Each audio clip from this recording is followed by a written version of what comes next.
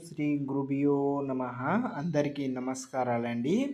మీకు స్క్రీన్ మీద కనిపించే ఈ ఒక పూజ వచ్చేసి వశీకరణ పూజ అండి.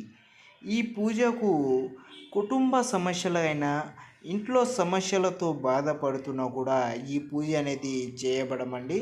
అలాగనే మనం ఒక స్త్రీని కోరుకున్నా కూడా అది ఆ స్త్రీ వచ్చేసి వేరే వాళ్ళతో తిరుగుతూ మన మాటలు వినకపోయినా వాళ్ళ ఫోటోల ద్వారా మనం ఈ వశీకరణ పూజ అనేది చేయబడమండి.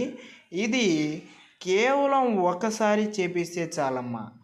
మన చెప్పు చేతుల్లో లైఫ్ లాంగ్ మన తోడుగా ఉండేటట్టు చేసుకోవచ్చు.